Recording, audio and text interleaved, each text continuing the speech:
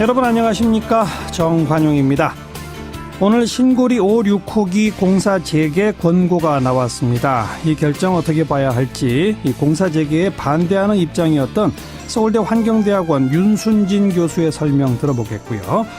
경기도가 성남시의 3대 무상복지 예산 통과 무효 소송을 작년에 제기했죠. 이게 박근혜 정부의 청부 소송이다.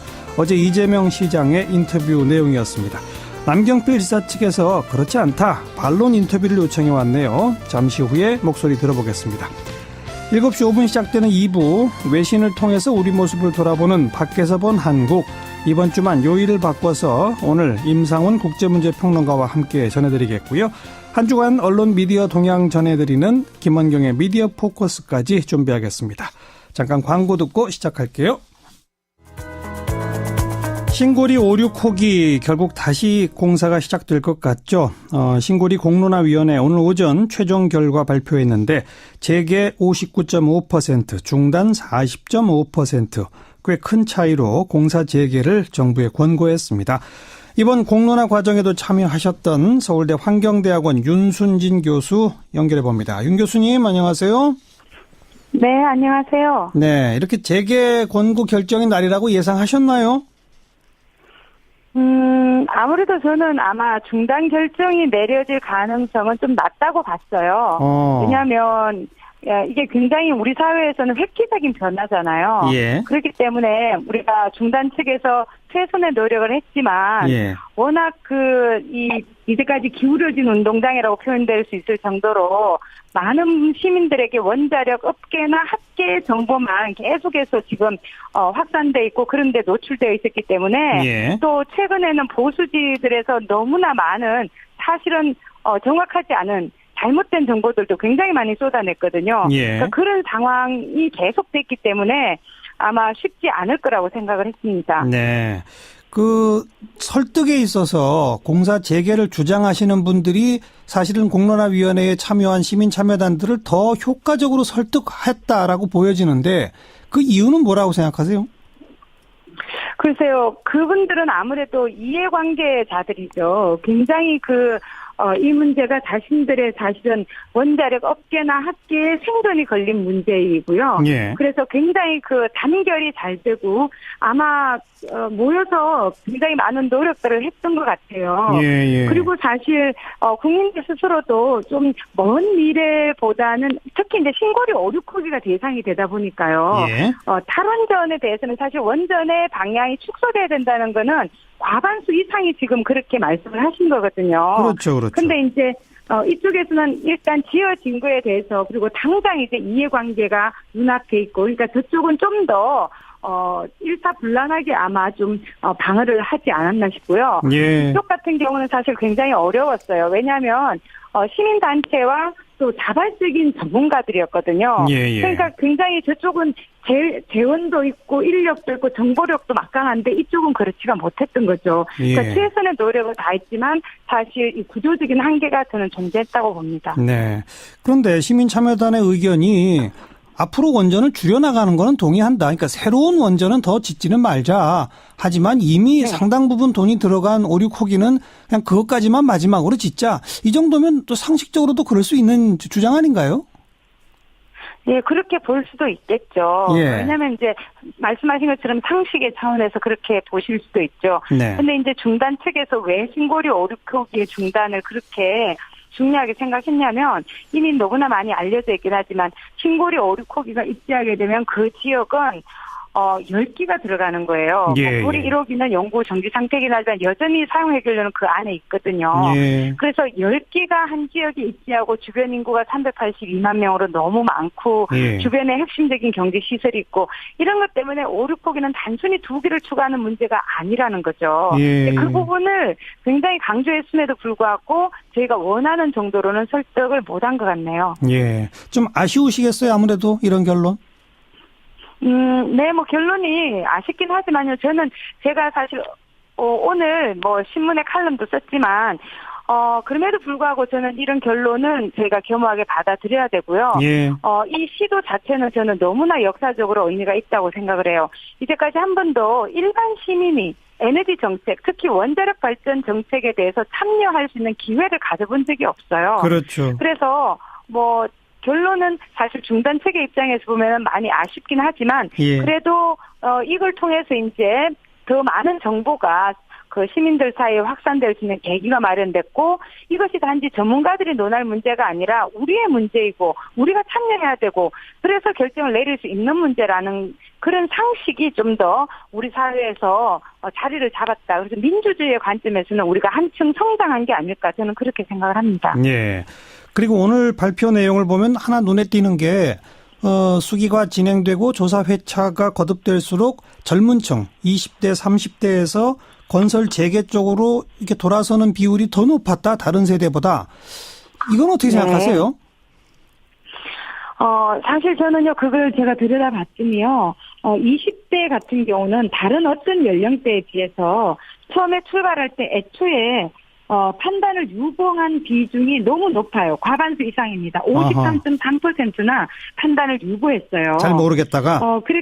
예, 잘 모르겠다가 다른 연령대에 비해서 너무나 많았던 거죠. 예, 예. 오히려 50대, 60대 오면은 판단 유보의 비중이 다른 연령대보다 낮습니다. 하지만 저는 20대가 판단 유보 상태에서 재개 쪽으로 좀 더 갔다. 예. 이것도 중요하지만 제가 볼 때 더 눈여겨봐야 될 부분은요. 예. 그래도 여성이 남성보다는 훨씬 더 비중 있게 중단을 지지했고 그다음에 특히 40대가 참 괄목할 만한 일인데 네. 과반 이상이 54.7%가 건설 중단에 찬성을 하셨어요. 그렇습니다. 그래서 왜 이럴까 저는 너무나 궁금했는데 제가 생각을 해보니까 그리고 사실 20대 같은 경우도 물론 재개와 중단을 하는 재개가 더 많지만요. 예.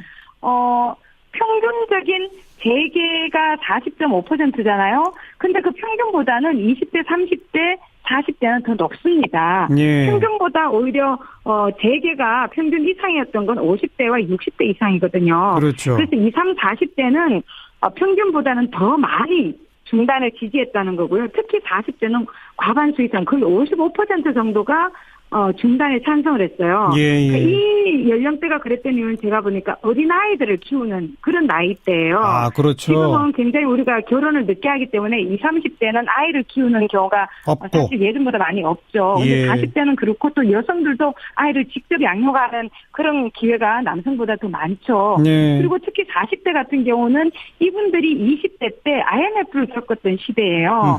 그렇기 때문에 사회적인 문제가 자신의 문제가 될 수 있다는 그런 경험이 있는 거죠. 네, 그리고 네. 저희가 지난 10년 동안 4대강 문제로 몸살을 앓았잖아요. 예. 그래서 이 매몰 비용에 연연할 때 굉장히 더 큰 문제가 발생할 수 있다는 것을 알겠습니다. 좀 더 많이 경험한 게 40대가 아닐까 해요. 예. 아무튼 그러니까 장기적으로는 이들은 경제 논리보다 안전 논리가 그러니까요. 중요한 거죠. 이 연령대에서는. 그러니까 장기적으로는 안전 논리, 원전 축소 쪽에 국민의 의견을 모은 계기가 됐다는 점, 요 점을 또 주목하실 수 네. 있겠어요. 알겠습니다. 고맙습니다. 예, 감사합니다. 서울대학교 환경대학원 윤순진 교수였습니다. 성남시의 3대 무상복지 예산 의결에 대해서 이건 무효다. 경기도가 작년 1월에 소송을 냈었죠. 알고 보니 박근혜 정부 청탁에 따른 청부 소송이었다. 어제 이재명 시장이 저희와 인터뷰에서 주장했습니다. 남경필 경기도지사 측에서 할 말이 있다며 반론 인터뷰를 요청했어요. 직접 만나보죠. 남 지사님 안녕하세요. 네, 안녕하십니까. 네, 이게 청와대와 교감에 따른 소송 제기가 아닌가요? 그냥 법적인 절차고요. 예. 성남시가 이 법에 따른 절차를 밟지 않아서 그래서 제의 요구를 지시했는데 거부해서 예. 어쩔 수 없이 이제 대법원에 제소를 하게 된 것이고요. 예. 이런 거죠. 뭐 대통령도 지금 박근혜 대통령도 법 위반해서 지금 대통령 자리에서 물러나고 탄핵당하고 감옥에 있죠. 감옥에 예. 가 있잖아요. 예. 이게 대통령도 법과 질서를 안 지키면 이렇게 됩니다. 네. 성남시장께서도 이러한 법을 위반했으면 여기에 대해서 대법원에다가 제소해서 판단을 들어봐야 되니까요. 알겠습니다. 그냥 법적인 절차를 하는 거죠. 근데 공교로운지 모르겠는데 작년 1월 6일자 청와대 수석비서관 회의록에 보면은 성남시 3대 무상복지 사업에 대해 강력 대응하라 이런 지시가 있었고 바로 1월 6일 같은 날 남 지사께서 제의 요청을 했고 1월 18일 날 대법원 소송이 제기가 됐거든요. 이게 그러면 연관성이 있으리라고 의심이 되는 상황인데 전혀 연관이 없습니까? 네, 저희는 뭐 청와대로부터 그런 요청 받은 적이 없습니다. 네. 자, 그러면 법 절차를 지키지 않았기 때문이다. 어떤 절차를 어떻게 안 지킨 거죠? 이렇게 됩니다. 이 새로운 이 복지 이런 것들을 시행을 하려면은 예. 사회보장기본법에 의해서 또 이 보건복지부 장관과 협의를 해야 돼요. 예, 예. 근데 협의를 하지 않고 예산안을 편성을 해서 의결하고 집행을 했거든요. 예. 그러니까 이게 지방자치법, 그러니까 사회보장기본법을 위반했어요. 예. 그렇게 되면 지방자치법에 따라 저희는 성남시장에게 제의 요구를 이렇게 합니다. 예. 근데 그거를 거부했죠. 예. 그렇게 되면 이제 대법원에 제소를 할 수밖에 없는 상황이 된 겁니다. 네. 그런데 이재명 시장의 주장은 중앙정부와 협의는 했다. 다만 합의에 이르지 못했을 뿐이다. 그리고 현재 법에는 협의 조정을 하라고 했지 승인을 받으라고 한 건 아니지 않느냐. 이렇게 주장하는데 어떻게 생각하세요? 보건복지부 그렇게 생각 안 해요. 네. 그리고 뭐 박근혜 정부에서 뭐 또 그런 것뿐 아니라 지금 정부도 예. 문재인 정부 하에서의 보건복지부도 전혀 입장의 변화가 없습니다. 근데 또 그 제목에 대해서 이재명 시장은 문재인 정부 하에 보건복지부는 들여다보니 이게 대법원에 이미 제소가 돼 있는 상태라서 어떻게 할 수 없어서 그냥 가만히 있는 거다 이렇게 주장하던데요. 그렇지 않고요. 서울시의 경우에 얼마 전에 제소를 취하했어요. 예, 예. 서울시도 비슷한 상황이었는데 서울시장께서 박원순 시장께서 이게 문제가 있구나. 그래서 우리는 내용을 바꾸겠다. 예. 그래서 그냥 보편적 복지로 그냥 아무나 막 주는 게 아니라 이런 수입, 그 재산 또 소득의 등에 따라서 하는 선택적 복지로 내용을 바꾸고 협의를 해서 예. 양쪽이 합의에 이르렀거든요. 예. 그러니까 특별한 거니까요. 예. 제가 이재명 시장님께 여러 차례 말씀드렸는데 자꾸만 막 무슨 청구 무슨 뭐 소송 이렇게 좀 제가 듣기에 좀 민망할 정도로 자극적인 말씀을 하시는데 예. 자꾸만 그러시면 생떼로 들려요. 예. 그러지 마시고 알겠습니다. 그냥 법과 예. 절차에 따라서 해주시면 되고 저희한테 할 얘기가 아니라 보건복지부하고 빨리 본인의 정책을 좀 바꿔서 논의를 하시면 됩니다. 그런데 또 이재명 시장의 주장은 현행법에 협의 조정하라고 돼 있지 승인을 받으라고 승낙을 받으라고 한 건 아니다. 보건복지부는 생각을 좀 달리하는 것 같은데 이렇게 해서 승낙까지라고 해석하는 것은 지방자치를 옥죄는 것이다. 그런데 경기도도 지방자치단체인데 왜 지방자치를 옥죄는 자해소송을 하느냐 이렇게 주장했는데 또 자해까지 얘기가 나왔어요. 하여튼 저희는 이번에 일하는 청년 정책 관련해서 예. 문재인 정부의 보건복지부와 충실히 상의를 해서 저희가 이 동의를 얻어냈고요. 예. 그래서 저희가 내년 1월 1일부터 이렇게 추진을 합니다. 예, 예. 그러니까 누구도 법과 절차를 어기면 안 되고요. 예. 뭐 그렇게 주장하시니까 대법원의 판단을 들어봐야죠. 네. 그러니까 판단 주장이 다르잖아요. 남지사께서도 이 중앙정부와 협의하라라고 하는 그 법조항은 중앙정부의 동의를 얻어야만 할 수 있다라고 해석하시나요? 그렇게 해서 저희는 추진을 하고 있습니다. 일단 그 해석에 동의하고 계시다. 그렇습니다. 그냥 단순히 협의만 거치면 된다는 식으로는 해석 안 하신다. 저쪽에서 동의를 안 해줬는데 예. 그 협의해서 우리가 니네하고 얘기하지 않았느냐. 예, 예. 그러니까 우린 얘기 건넸으니까 가겠다. 이게 무슨 그렇게 하면 안 되죠. 예. 왜냐하면 이 정책이 내용적으로도 뭐냐면요. 네. 뭐 청년들을 위한 거는 뭐 있을 수 있어요. 근데 이게 경기도나 정부 입장에서 보면 이게 성남에서는 할 수 있는데 예를 들면 다른 북부 지역의 열악한 곳이나 이런 데서는 할 수 없는 정책이다. 예. 또 서울로 치면은 강남구에서는 할 수 있는데 강북 언도에서는 못한다. 예, 예. 이런 정책이라고 생각을 하면 이 성남시장님 입장에서는 뭐 그 안에서 그러시니까 그렇지만 예. 국가 전체를 놓고 보면 이게 우려가 되잖아요. 예. 위화감이 조성될 수밖에 없지 않을까요? 예, 알겠습니다. 아무튼 현행법에 있는 그 협의 조정 문구에 대한 해석은 지금 이재명 시장과 남지사 그리고 중앙정부 분명히 다릅니다. 다르기 때문에 이건 정말 대법원 판단 한번 받아봐야 될 것 같고. 대법원 판결을 받으면 돼요. 자꾸만 바꿔서 이제 예. 뭐 중간에 자꾸만 뭐 정치적인 합의를 하고 싶으면 예. 서울시장 박원순 시장님한테 좀 절반만이라도 배우셔서 예. 상의를 해가지고 고치면 되고요. 알겠습니다. 그게 싫으면 그냥 끝까지 가서 소송의 결과를 받으면 됩니다. 네. 그 지방자치와 이 자치단체에서의 복지정책 수행에 관한 어떤 권한에 대한 이런 철학적 차이도 있는데 혹시 남지사하고 이재명 시장 저희가 동시에 초청하면 좀 나오셔서 두 분이 직접 토론하실 생각도 있으신가요? 아, 그럼요. 예. 한번 동시 초청을 추진해 보도록 하겠습니다. 알겠습니다. 자, 전화 연결된 김에 지금 바른정당 국민의당 통합 문제가 아주 뜨겁게 달아오르고 있습니다. 남지사께서는 어떻게 생각하세요? 이제 우리가 통합을 하든 어떤 정치적인 결정을 하고 이런 길로 갈 때는 예. 첫 번째 이게 왜 하는지에 대해서 국민적으로 설명이 돼야 되고요. 물론이죠. 그리고 이러한 길로 갈 때는 우리 당의 구성원들, 당원들에게 충분한 이해와 동의를 얻어서 가야 되죠. 예. 그래서 그런 절차를 앞으로 밟으면서 가야 될 테고요. 예. 지금 뭐 통합 관련돼서는 지금 그동안 이제 자강이었어요, 자강. 그랬죠. 자강이었는데 자유한국당과의 통합은 안 된다. 근데 이제 국민의당과의 통합은 가능하다. 네. 이렇게 하려면 그건 이쪽은 왜 되고 이쪽은 왜 안 되는지. 네. 이런 자강은 그러면 이제 내려놓는 건지 이런 거에 대해서 분명하게 이제 우리 입장 정리와 국민에 대한 공감대, 명분이 서야 되겠죠. 예. 지극히 원칙론적으로 옳은 말씀이신데 그러니까 네. 남지사께서도 일단 통합은 좀 긍정적으로 보면서 이런 절차와 준비를 밟아나가자 이 말씀인가요? 저는 그동안 계속 그랬어요. 제대로 된 통합을 하자. 아하. 제대로 된 통합이 무엇인지에 대해서 당내 논의가 있어야 되는데 네. 그동안 제대로 된 통합에 대한 논의가 없었어요. 예. 그동안은 이제 안 된다라는 얘기를 했잖아요. 예. 그러면은 이제 통합을 만약에 이렇게 국민의당하고 추진한다면 네. 그럼 국민의당과는 제대로 된 통합이 뭐냐를 놓고 얘기를 해야 되겠죠. 알겠습니다. 오늘 여기까지 말씀드릴게요. 고맙습니다. 네, 감사합니다. 남경필 경기도지사였습니다.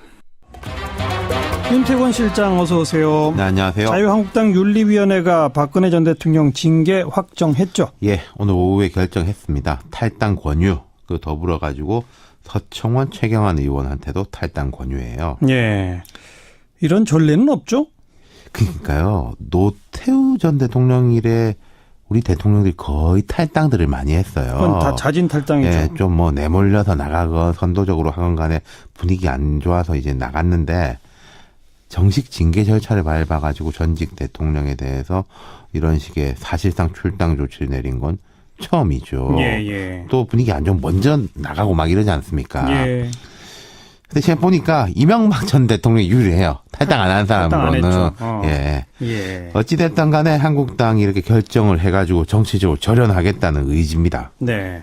탈당 권유하면은 열흘 동안 자진 탈당 안 하면 바로 제명이라면서요. 맞습니다.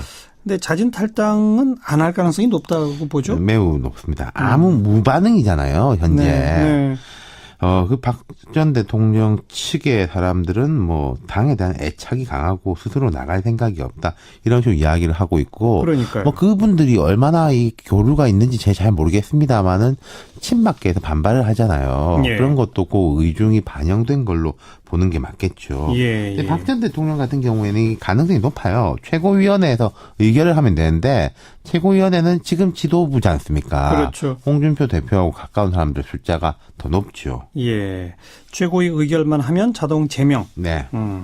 그런데 서청원, 최경환 두 의원도 똑같은 탈당 권유를 받았지만 이건 또 절차가 다르다면서요? 맞습니다. 현역 의원의 경우에는 이 탈당 권유인데 탈당 안 할 거 아니겠습니까? 오늘 최경환 의원의 입장 발표도 했는데 그러면은 의원총회 추인 절차가 필요해요. 예. 재적 의원 3분의 2 이상의 찬성으로 확정이 되는데 여기는 3분의 2나 됩니까? 네, 그럼 이제 3분의 1만 반대하면 안 된다는 뜻 아니겠어요? 그렇죠. 자유한국당 107명이니까 한 36명이 반대하면은 안 되는 거죠. 예. 그러니까 이게 서청원, 최경환 두 사람 제명은 어렵지 않겠냐 이렇게 보는 시각들도 많더라고요. 네. 그리고 이 두 사람 같은 경우에는 그 임병진 비대위원장 체제에서 당원권 정지 3년이 돼 있어요. 이미 징계를 한번 그렇죠. 받았죠. 예. 그러니까 이제 이쪽의 주장은 이거는 일사부재리 어긋난다. 그렇죠. 뭐 다른 죄목이 밝혀진 것도 아니고 똑같은 정치적 책임을 같이 한 번 더 묻는 거다. 이런 주장이 있어요. 예. 최경환 의원은 어쨌든 자기 오늘 개인 입장문을 발표해가지고 홍준표 대표의 즉각 사퇴를 촉구한다. 투쟁하겠다. 탈당 안 한다. 그런 네. 식으로 이야기를 하고 있습니다. 네. 박 전 대통령이 지금 변호인들 철수시키고 그런 상황인데. 그러니까 저희가 이야기했지만은 부담스러운 게 분명해요. 자유한국당이. 예. 하지만 자유한국당 입장에서는 여기서 멈출 수 없다는 거예요. 바른정당하고 통합 논의도 있고 여기서 멈춰버리면은 죽도 밥도 안 된다. 네. 그렇다고 해가지고 무슨 박 전 대통령이 정치적 제기를 해가지고 새로운 구심이 될 가능성은 뭐 없는 거 아니겠습니까? 그렇죠. 그러니까 반발이 있어도 밀고 간다는 거겠죠. 네. 반발이 있어도 밀고 가겠다. 그래야 바른정당과 통합이라도 된다. 뭐 이런 걸 텐데. 그렇죠. 요새 또 그 통합도 조금 난기류잖아요. 그렇죠. 국민의당 변수까지 등장해서 쉽지는 않을 건데, 근데 이렇게 보셔야 될 것 같아요. 그러면은 박 전 대통령을 출당시킨다고 해가지고 바른정당 통합이 뭐 무조건 되라는 법은 없습니다. 네. 하지만 출당을 못 시킨다면은 바른정당과의 통합은 물론이고 자유한국당이 전반적으로 뭐가 됐든 앞으로 나가지를 못하고 계속 박 전 대통령하고 뭔가 한 묶음으로 될 거다. 그렇죠. 거기다 박 전 대통령 쪽은 뭐 투쟁하겠다 이러고 있지 않습니까? 예. 그렇기 때문에 지금 부담이 가더라도 잘라내야지 이게 또 통합이고 뭐고 다른 거를 할 수 있다. 홍준표 대표 판단은 뭐 분명히 그걸 겁니다. 네. 그렇죠. 어차피 넘어야 할 산인데. 그렇죠. 빨리 마무리 짓는 게 이거 좋다. 시간 보낸다고 해서 해결될 문제도 아니라는 거죠. 네. 예. 수고하셨습니다. 감사합니다. 윤태곤 실장이었습니다. 1부 마치고요. 잠깐 뉴스 들으시고 7시 5분 2부에 다시 옵니다.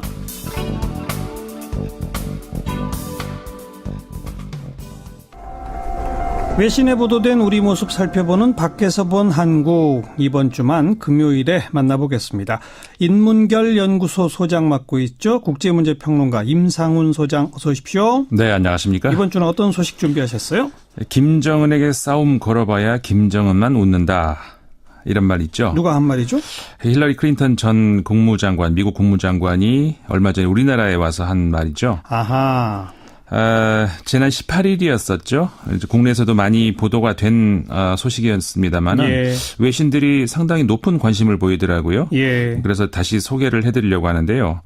그 18일자 미국의 월스트리트 저널이 이 서울발 기사를 통해서 오바마 행정부 당시 미국의 대북 정책을 총괄했던 힐러리 클린턴 전 국무장관이 현 트럼프 행정부의 대북 정책을 비판을 했다 이렇게 보도를 했습니다. 네네. 이 신문은 트럼프 대통령의 발언들은 호전적이고 그런 접근법은 김정은에게 전혀 통하지 않는다라고 힐러리 클린턴 전 장관이 경고했다고 보도를 했는데요. 예. 그러면서 이제 했던 말이 김정은에게 싸움을 걸어봐야 김정은만 웃는다 이렇게 말을 했다는 겁니다. 네. 오바마 정권에서의 이른바 전략적 인내 정책. 이제 그걸 또 트럼프 대통령은 막 비판하지 않습니까? 네. 그러니까 그거에 대해서 꼭 반박한다기보다는 지금 트럼프식의 김정은한테 싸움 거는 거는 잘못됐다. 네. 그 얘기를 한 거죠. 그렇죠. 예. 근시안적이다. 뭐 그런 건데 그래서 이제 클린턴 전 장관은 독재자와의 설전은 미국의 이해 관계에 해를 끼치는 것이다. 이렇게 비판을 이어갔는데요. 예. 사실 오바마 행정부의 전략적 인내 그렇게 흔히 우리 정의되지 않습니까? 예. 그다음에 트럼프 행정부는 미치광이 전략 이렇게 이제 실제로 있는 말이죠. 그 네. 매드맨 theory라고 해가지고 예. 근데 그 두 개 사이에서는 뭐 전략적으로 그 시대적 맥락도 너무 다르고 너무 다르기 때문에 어느 쪽이 뭐 낫다 그런 말을 뭐 하기는 좀 어렵고요. 그리고 양쪽의 비판이 다 있는 것도 사실인데. 그렇죠. 결국 90년대 이후에 미국의 빌 클린턴 대통령 때의 잠깐을 제외하고는 미국 민주당이나 공화당 다 사실 대부분 시간을 북한에 대해서 이 무시하는 전략을 일관해 왔기 때문에 예. 그 사이에 이제 북핵을 키워왔다 이렇게 비판을 이제 많이들 하고 있죠. 예. 그렇다고 또 과거 정부와 단절한다면서 전쟁도 불사하겠다 이렇게 그 트럼프 행정부의 입장도 이제 뭐 황당한 발상이다 이런 게 지금 국제 여론의 상당 부분의 생각인데 예. 이런 힐러리 클린턴 장관에 대한 별로 후하지 않는 평가에도 불구하고 클린턴 장관이 발언했던 것 중에서 관심을 끄는 대목이 바로 그 독재자와의 설전은 해악이다 이런 부분인데요. 네. 그러니까는 아까 그 미치광이 전략 말씀드렸습니다만 과거 닉슨 대통령 때 나온 전략인데 이게 뭐라고 할 수 있냐면은 그 좀 몸을 사리는 사람, 그러니까는 살릴 몸이 있다고 생각되는 사람이 미치광이를 두려워하지. 그렇죠. 뭐 더 잃을 게 없다라고 생각되는 사람들은 뭐 미친 사람을 무서워하지 않지 않습니까? 예, 북한이 예. 딱 지금 그렇다는 거죠. 예. 더 물러설 곳이 없기 때문에 북한한테 미치광이 전략 이런 거는 효과를 내기 어렵다는 건데 과거 그 처음 이 말이 나왔던 베트남 전쟁 당시 그러니까 그때를 생각을 하면서 이게 효과가 있다 이런 얘기들을 흔히 많이 하는데 예.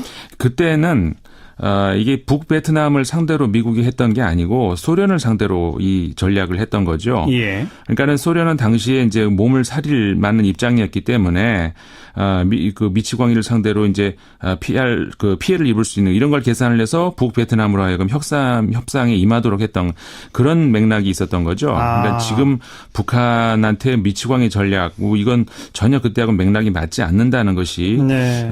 이런 입장을 좀 많이 간과하고 있다 이렇게 생각이 되는데, 예. 그러니까는 이게 바로 그 미치광이 전략은 최후의 그 궁지에 몰린 이에게는 통하지 않는다 이런 이유라고 하는 거죠. 또 북한 뒤에 뭐 옛날처럼 소련이 있는 것도 아니고. 그렇죠. 예.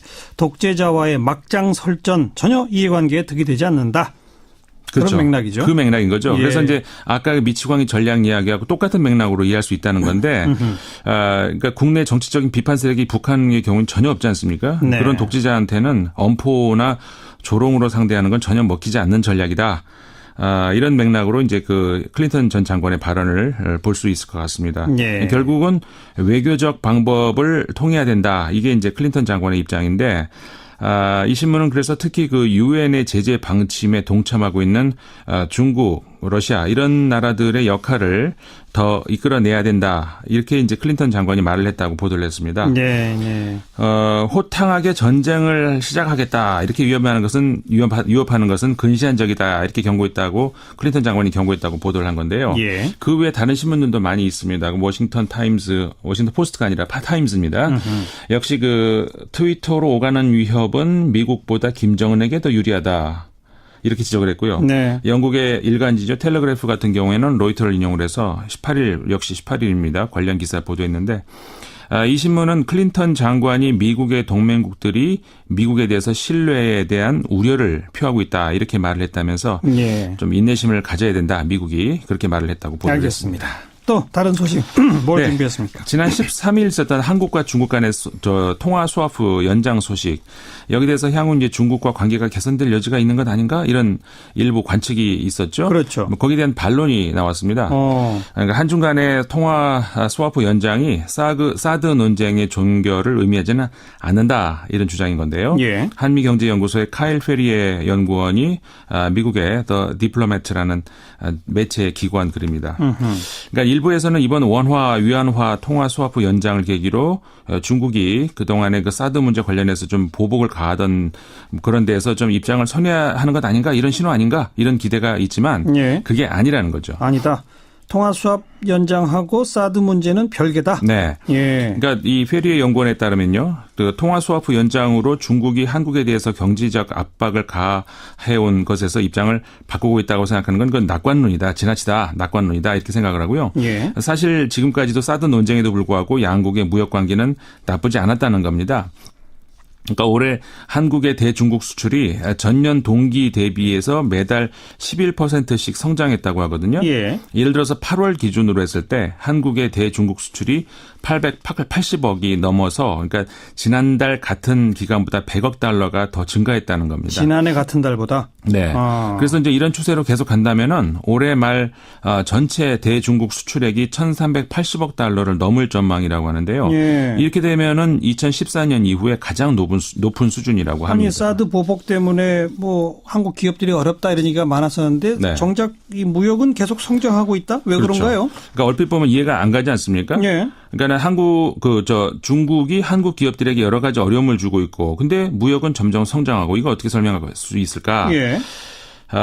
한국이 대중국 수출을 하고 있는 그 여러 분야들 있지 않겠습니까? 그 중에서 4분의 3이 가공 무역이라고 합니다. 그러니까 아하. 이게 뭐냐면 전기, 기기, 그 화학 제품, 플라스틱 이런 것들이 그 대중국 주 수출 산업이라는 거거든요. 예. 그러니까 이 부분은 계속 증가한다는 겁니다. 왜 그러냐면은 중국 입장에서도 마찬가지로 이 부분을 수입하지 않을 경우에 그러니까는 한국만 피해가는 게 아니라 중국에게도 피해가 간다는 이유 때문입니다. 네. 그러니까 수입을 줄였을 때 중국한테 피해 가는 거는 안 줄이고 네네. 수입을 줄여도 중국한테 피해 안 가는 것만 줄인다? 그렇죠. 그러니까 지금까지 중국의 제재를 받고 있는 것들 우리가 다시 한번 생각을 해보면은 대형 마켓이라든가 뭐 관광 분야, 그러니까 여행, 한류 콘텐츠, 자동차 이런 것들 아니었습니까? 예. 그러니까 이런 것들은 중국의 소비 분야에 관련된 것들이죠. 그래서 중국의 산업에 큰 영향을 미치지 않는다는 겁니다. 네. 그러니까는 뭐 한국을 굳이 한국 여행 오는 대신에 다른 나라 여행 가면 되는 거고, 예. 우리나라 자동차 타는 대신 다른 차 타면 되는 거고. 중국도 자동차 산업이 커가고 있으니까. 그렇죠. 뭐 예. 영화도 뭐 굳이 한국 영화를 보지 않아도 된다는 거죠. 예. 그러니까 다시 말해서 이 분야의 수입 제한이 중국의 경제에 미치는 영향이 제한적이라는 겁니다. 예. 근데 반면에 아까 말씀드린 그런 뭐 전기, 화학 이런 것들은 중국이 정치적인 이익을 위해서 수입을 제한한다. 이건 굉장히 좀 위험 부담이 중국한테도 있다는 겁니다. 이런 걸 수입해서 중국은 또 다른 제품을 만들어 가지고 네. 딴 나라에 팔아야 되니까. 그렇죠. 그렇군요. 똑같이 그럼 통화 수업 연장한 것도 똑같은 논리라는 거죠. 통화 수업 연장을 안 하고 중단하면 중국한테 불리하기 때문에 그렇죠. 예. 그래서 그리고 특히 그 비상시에 유동성 확보한다는 차원 그러니까 외부 충격에 대해서 상호간의 완충 장치를 강화하려는 목적이 이 한중 통화 수화프를 하면은 예. 그 거래 통화는 달러도 상관없다는 겁니다. 예, 근데 예. 한중 스와프의 그 화폐가 위안화하고 원화 거래 아니겠습니까? 그렇죠. 그건 이제 중국 입장에서는 위안화 위상 강화에 도움이 된다는 겁니다. 아하. 그래서 이제 이 페리의 연구원에 따르면요.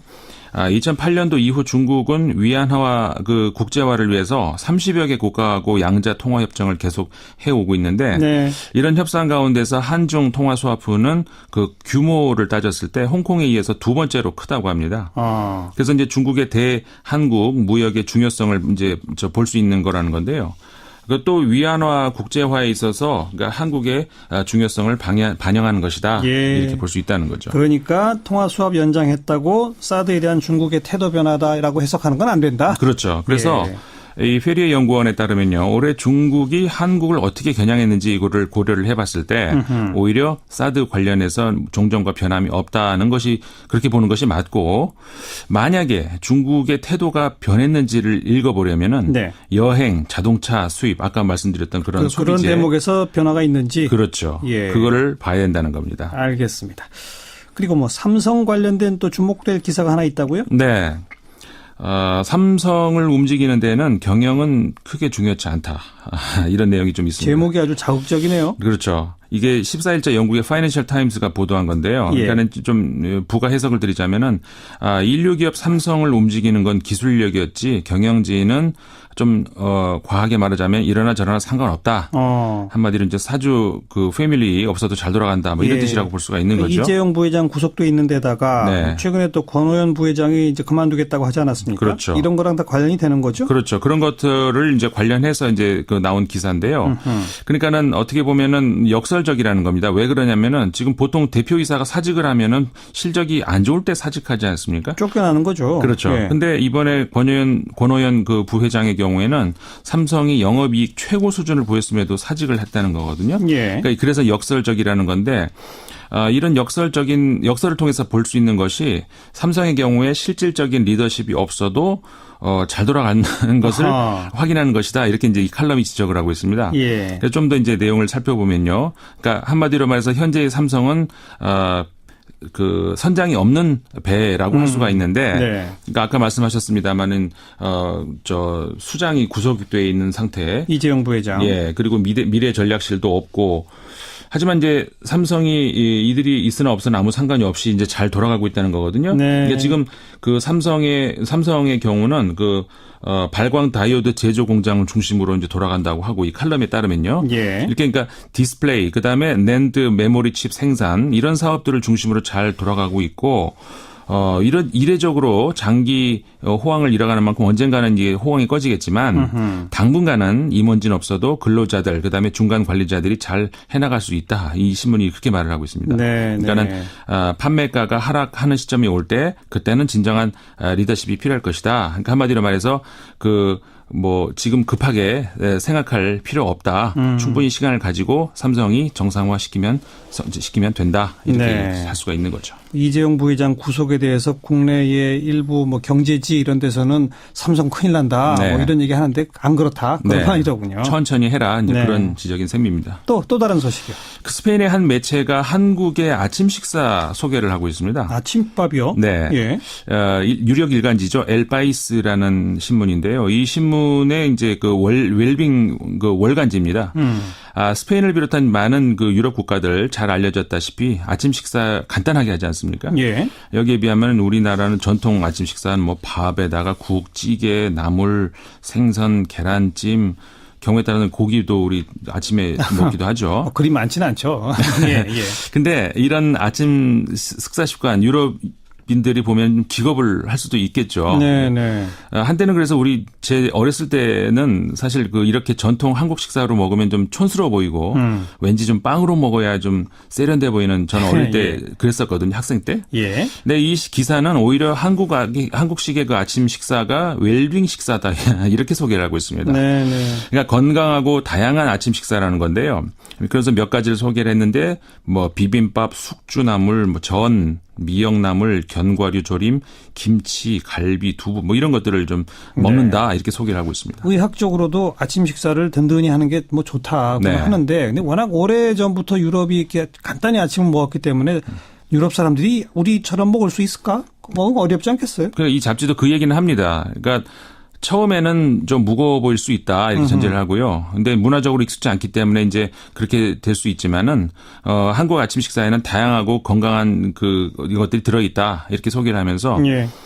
그럼 스페인 사람들이 이 한국식으로 아침 식사를 할 수 있을까? 예. 이 잡지는 우선 스페인에서 구할 수 있는 그런 식재료를 이용을 해서 조금씩 적응을 하면은 가능하다 이렇게 소개를 하고 있습니다. 네, 네. 한국의 아침 식사 유럽 사람들이 배우고 있다. 네. 한마디로 그 말이군요. 네. 자, 여기까지 합시다. 수고하셨어요. 네, 감사합니다. 네, 밖에서 본 한국이었습니다. 국제문제평론가 인문결연구소의 임상훈 소장이었습니다. 오늘의 댓글입니다. 오늘 신고리 원전 오유코기 건설 재개 결정이 났습니다. 워낙 찬반 논란이 뜨거웠던 이슈여서 그런지 역시나 윤순진 교수와의 인터뷰 들으시고 많은 문자 보내주셨습니다. 먼저 찬성하시는 분들 의견 좀 소개해드리면요. 8551번님은 이번 건설 재개 권고안은 신의 한 수였습니다. 기술은 시간이 갈수록 진보합니다. 최대한 안전한 원전을 만들길 바랍니다. 이원일님은 우길 걸 우겨야죠. 돈도 없는 나라에서 허공에 1조를 날릴 수 있습니까? 앞으로 전기를 더 쓰면 더 쓰지 덜 쓰진 않을 겁니다. 이선우님은 오늘 공론화 위원들의 결론은 최선의 판단이었다고 봅니다. 더 이상의 논란은 국론 분열만 가중시킬 거라고 봅니다. 받아들입시다. 이렇게 문자 보내주셨고요. 반대하시는 분들 의견도 있습니다. 정민호님은 체르노빌과 후쿠시마를 보고도 찬성할 수는 없는 거 아닙니까? 홍보 부족이 아닌가 싶기도 합니다. 그리고 0047번님은 국민 전체가 투표해야 합니다. 원전 마피아에게 영향받지 않고 결정할 수 있어야 합니다. 이런 문자 보내주셨네요. 역시나 오늘도 문자함이 다양한 의견들로 뜨거웠습니다. 지금까지 오늘의 댓글이었습니다. 오늘의 댓글 김다운 PD가 정리해 줬고요. 이제 사운드 오브 뉴스 시간입니다. 김민아 기자 어서 오세요. 안녕하세요. 첫 번째 뉴스요. 국민의당과 바른정당 통합 논의 이게 정치권에서 계속 뜨거운 감자가 되고 있는데 관련해서 소리를 들어보시죠. 국민의당 의원 40명 중에 약 30명 정도가 바른정당하고 정책연대, 선거연대까지 찬성하는 걸로 그렇게 나타났습니다. 호남에서도 바른정당과의 통합 이런 것을 통해서 제대로 견제해라. 네. 대표적으로 햇볕 정책에 대한 입장이 정반대고. 정반대라고는 보지 않습니다. 사실 햇볕 정책 어떻게 보면 강력한 안보 그것도 같이 들어있거든요. 그게 필요하다는 거죠. DJ의 적통이다 하시는 분들 이런 분들이 크게 반발하고 계시는데 그럼 결국은 아마 실질적으로 공론화 과정에서 구체적으로 논의하면 의견 접근을 이룰 거라고 봅니다. 네, 오늘 아침 CBS 라디오 김현정의 뉴스쇼에 국민의당 송기석 의원 인터뷰 내용이죠. 그렇죠. 이 송기석 의원이라고 하면 대표 비서실장을 맡을 정도로 안철수 대표하고 가까운 인사다 이렇게 평가되고 있는데요. 예. 지금 들으신 대로 국정감사 끝나고 뭐 일종의 공론화 과정 거치고 나면 12월까지는 바른정당과 통합선언을 할 수 있다. 그러면 내년 1, 2월에는 시소당 개편대회, 통합전당대회 이런 일정으로 갈 수 있다. 이 얘기를 지금 하고 있는 거죠. 예. 이런 과감한 제안을 구체적으로 했기 때문에 여기에는 안철수 대표 의중이 상당히 실렸다. 이렇게 볼 수밖에 없는 것 그렇게 같습니다. 봐야 되겠죠. 일정까지 정말 아주 낱낱이 제시를 했는데. 그렇죠. 근데 방금 인터뷰 내용 중에 국민의당 안에서 바른정당과 통합에 찬성하는 의원이 40명 중에 무려 30명? 그렇죠. 이게 전수조사를 해봤더니 그렇다더라라는 건데요. 예. 보통 호남 지역 기반으로 하는 의원들은 바른정당과 통합하는 거 좀 망설이지 않겠느냐라고 봤는데 아니라는 거죠? 그렇죠. 그게 아니라는 거죠. 예. 특이한 게 이 내용이 오늘 아침 조선일보를 통해서 단독 보도가 된 것이거든요. 그리고 그 직후에 안철수 대표와 가까운 인사가 보도 내용 사실이다 이렇게 확인해 준 그런 그림이 됐다는 거죠. 그 바른정당하고 통합할 경우에 지지도가 얼마나 올라가는지 여론조사 했었잖아요. 그렇죠. 그거랑 뭐 쭉 연장선상이라고 봐야 되겠네요. 그렇습니다. 그때도 국민의당 측이 비밀 여론조사를 했더니 바른정당과 통합의 시너지가 가장 크더라. 이런 내용을 조선일보가 단독 보도했고 그날 오전에 안철수 대표가 기정사실화하는 그런 과정이지 않았겠습니까? 그랬죠. 두 번 연속 같은 일이 벌어진 건데 그럼 이유가 좀 궁금해질 수 있죠. 조선일보의 취재력이 특별히 좋아서라고 볼 수도 있겠지만 좀 의식적으로 이 기자와 어떤 정치권 간의 정보를 주고받는 하는 이런 과정도 있었던 게 아닌가 싶습니다. 일부러 흘렸다. 뭐 그렇게도 볼 수 있다는 거죠. 예. 그랬다면 하필이면 중앙일간지 중에서 가장 보수적 논조를 가진 조선일보하고 이런 좀 협력 관계로 비칠 수 있는 그런 상황이 된 것에는 무슨 배경이 있겠는가 이런 의문을 가질 수밖에 없는데요. 예. 결국에는 이 통합 논의가 보수 정치 전반에 영향을 미칠 수 있다. 그 점을 보여준다고 평가할 수 있을 것 같습니다. 그 얘기는 바른정당이 자유한국당하고 통합하자는 목소리가 그동안 높았었는데 거기에 영향을 주기 위해서다. 그렇죠. 원래 더 적극적으로 움직이고 싶었던 거는 바른정당 내에 자유한국당과의 통합 주장하는 이른바 통합파들 아니겠습니까? 그렇죠. 그런데 박근혜 전 대통령이 재판 보이콧 입장을 밝히면서 이 통합 명분이 축소됐던 거죠. 예. 거기다가 유승민 의원까지 나서서 국민의당과의 통합 논의에 지금 군불을 떼는 그런 상황 되니까 아하. 바른정당 통합파들은 더 위축이 되는 상황이었던 겁니다. 바른정당의 자유한국당과의 통합파가 그렇죠. 위축되고 있다. 그렇죠. 예. 그런데 그러면 자유한국당 입장에서는 다시 또 이 어떤 바른정당 출신들의 복당 명분 이걸 다시 살려줘야 되는 그런 상황이 된 거로 볼 수 있는 거죠. 네. 그래서 뭐 앞에서 다루셨듯이 이제 이 상황이 홍준표 대표가 윤리위 소집해서 박근혜 전 대통령, 서청원, 최경환 의원 탈당 권유화까지 일사처리로 하는 이런 배경으로 작용했지 않았겠느냐 예. 이런 해석도 가능하다는 겁니다. 예. 그럼 뭐 중간에서 바른정당의 몸값이 계속 치솟고 있는 것 이런 상황도 같이 봐야 된다는 거죠. 자유한국당하고 국민의당 양쪽에서 러브콜을 받으니까. 그렇죠. 그때 이렇게 몸값이 높은 쪽은 요구 조건도 많아지게 마련 아닌가요? 아무래도 협상이라는 게 그런 건데요. 예. 그래서 유승민 의원 주장을 잘 봐야 될 것 같습니다. 어제 나온 언론 인터뷰들 보면은 국민의당과의 통합을 중도 보수 노선 이렇게 설명하고 있거든요. 네. 그러면서 극우 노선에 지금 반대하는 자유한국당 내 의원 일부까지도 통합 논의에 포함시킬 수 있다. 이런 얘기를 또 하고 있습니다. 예. 그리고 또 국민의당의 햇볕 정책으로 대표되는 외교안보 정책 그리고 호남 지역주의의 탈피 이런 거를 또 병렬해서 요구하고 있는 상황인 것이죠. 뭐 그리고 꼭 찍어서 박지원 의원은 출당시켜야 된다 뭐 이런 요구가 있다는 소리를 또 있는데 그렇죠. 국민의당이 이런 요구를 받아들일 수 있을까요? 지금 박지원, 정동영, 천정배 등의 중진 의원들 일제히 반발하고 있는데요. 방금 들으셨듯이 송기석 의원 발언을 보면은 뭐 이런 요구에 안철수 대표 측이 반발하기보다는 수용하는 모양새로 갈 수 있다. 이런 뉘앙스도 있는 걸로 느껴집니다. 그래요. 그리고 또 말씀하신 머니투데이 보도 유승민 의원이 박지원 의원의 출당을 요구했다. 이 얘기는 유승민 의원 측은 일단은 사실무근이다라고 얘기하고 있는데요. 근데 또 여의도 정치라는 게 아니땐 굴뚝에 연기가 나기도 하고 안 나기도 하니까 잘 모르겠습니다. 어떻게 될까요? 통합될까요? 이게 통합 가능성은 아직은 뭐 안개 속이다 이렇게 볼 수밖에 없겠는데요. 이제 보수 정치 전체의 움직임을 같이 봐야 상황이 좀 종합적으로 이해될 것 같습니다. 네. 지금 정계 개편 내용은 다음 대선까지 가는 과정에 영향을 쭉 줄 수밖에 없는데 아무래도 보수 정치는 국정농단으로 초토화됐고 앞으로 또 적폐청산 이런 것도 쭉 겪어야 되지 않겠습니까? 예. 그럼 누가 살아남겠느냐, 이 살아남을 주자가 있겠느냐 이게 의문인 상황인데 이런저런 통합 논의 끝에 이 국민의당과 바른정당 통합 논의가 유승민 의원이 얘기하는 대로 어떤 중도 보수 개혁 이런 게 되면 장기적으로 안철수 대표까지 어떤 보수 정치의 자장 내에서 대권 주자가 되는 그런 그림이 될 수 있다는 거죠. 네. 그러면 보수 정치 전체로 보면 나쁠 게 없는 거고 아마 조선일보의 최근 태도 이런 점도 일부 작용한 게 아닐까 이렇게 좀 해석이 됩니다. 더 두고 봐야 되겠습니다만 국민의당에서 일부는 민주당 쪽으로 가고 그렇죠. 바른정당에서 일부는 자유한국당으로 가고 나머지가 합치고 뭐 이런 그림도 있을 수 있겠군요. 앞으로는 그런 가능성이 가장 크게 다뤄질 것 같습니다. 다음 뉴스요. 경찰의 눈과 귀가 향할 곳은 권력을 가진 사람들이 아닙니다. 오직 국민의 목소리에 귀 기울이는 경찰이 되어야 합니다. 저는 세월호의 아픔이 없는 안전한 나라를 만들겠다고 약속했습니다. 경찰관 여러분, 여러분은 위험에 처한 국민이 가장 먼저 만나는 국가의 얼굴입니다. 여러분 한 명 한 명이 곧 국가입니다. 오늘 경찰의 날 기념식이 있었죠? 그렇습니다. 그래서 문재인 대통령이 치사를 통해서 경찰 조직을 격려를 하고 국민의 경찰로 다시 태어나라 이렇게 주문을 하면서 예. 검경 수사권 조정에 대한 입장까지 분명히 하는 그런 상황이 됐습니다. 예. 이 수사권 조정은 내년부터 본격 추진하기로 하고 검경의 자율적 합의를 도모하되 필요하면 중립적 기구를 통해 결론을 내겠다 이렇게 밝히고 있는데요. 언론은 아마 이게 신고리 5, 6호기와 같은 방식으로 다뤄질 수 있는 그런 상황을 예고한 것이다. 이런 네. 해석으로 내놓고 있습니다. 검찰과 경찰의 자율적 합의를 먼저 도모한다. 근데 검찰이 자기 권한을 쉽게 내줄까요? 그러지는 않을 것 같아서 아마 마지막에 정치적 조정을 하는 그런 상황이 될 수 있겠다 이렇게 볼 수 있겠는데요. 네. 일단 검찰도 수사권 조정과 관련해서는 원칙적으로는 동의 입장을 지금 밝히고 있습니다.